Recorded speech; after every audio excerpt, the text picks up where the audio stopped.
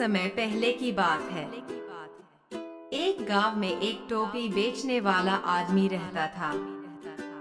वह रंग बिरंगी टोपियां बनाता और शहर शहर, गांव गांव जाकर उन्हें बेचता। उसके पास लाल, हरे, पीले, नीले और नारंगी रंग की ढेर सारी टोपियां होती थीं, जो बच्चों को बहुत पसंद आती थीं। हर सुबह वह अपनी बड़ी सी टोकरी में सारी टोपियां रखकर निकल पड़ता और गांवों में घूम घूम कर आवाज लगाता, टोपी ले लो, सुंदर सुंदर टोपी ले लो। एक दिन बहुत तेज गर्मी थी। सूरज सिर पर था और पसीना बह रहा था।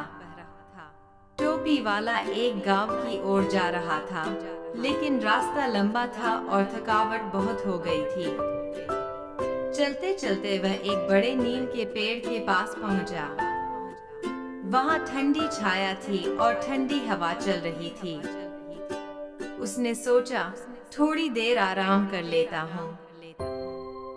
उसने अपने सिर से टोपी उतारी, टोकरा नीचे रखा और पेड़ की छाया में लेट गया। देखते ही देखते वह गहरी नींद में सो गया। गर्मी और सफर की थकान ने उसे गहरी नींद में सुला दिया। पर वह नहीं जानता था कि उस पेड़ पर शरारती बंदरों का झुंड रहता था। बंदरों ने नीचे देखा और टोकरी में ढेर सारी रंगीन टोपियां देखकर बहुत खुश हुए। वे एक एक करके नीचे आए और हर एक बंदर ने एक एक टोपी उठा ली। फिर सब जल्दी से पेड़ पर चढ़ गए और टोपियां पहनकर मस्ती करने लगे। कुछ बंदर टोपियां उल्टी पहनकर अजीब अजीब चेहरे बना रहे थे और कुछ एक दूसरे को देखकर हंस रहे थे। कुछ देर बाद टोपी वाला जागा। उसने देखा कि टोकरा खाली है। उसकी सारी टोपियां गायब थीं। वह परेशान हो गया और इधर-उधर देखने लगा।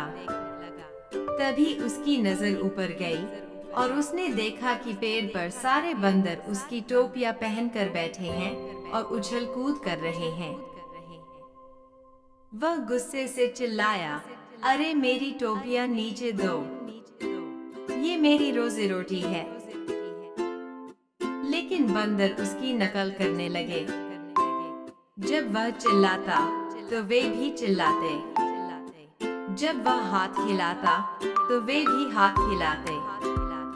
टोपी वाला हैरान था कि ये क्या हो रहा है।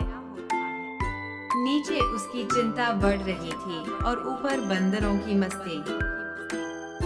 तभी उसके दिमाग में एक तरकीब आई। उसे अपने दादाजी की बात याद आई, अगर बंदरों से कुछ वापस चाहिए तो उनकी नकल करो या उन्हें अपनी नकल करने दो। उसने मुस्कुराते हुए अपनी टोपी उतारी और धीरे से हवा में उछालकर जमीन पर फेंक दी। उसने ऐसा दिखाया जैसे वह बहुत गुस्से में है और अपनी टोपी नहीं पहनना चाहता। जैसे ही उसने ऐसा किया, सारे बंदरों ने भी अपनी अपनी टोपियां उतारकर नीचे फेंक दी। उसने देखा कि सारी टोपियां जमीन पर बिखरी पड़ी थीं।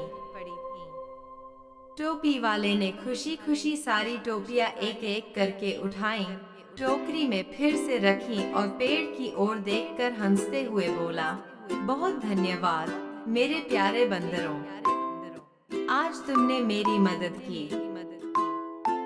फिर वह टोकरा उठाकर गांव की ओर चल पड़ा, मन ही मन अपनी चतुराई पर गर्व करते हुए।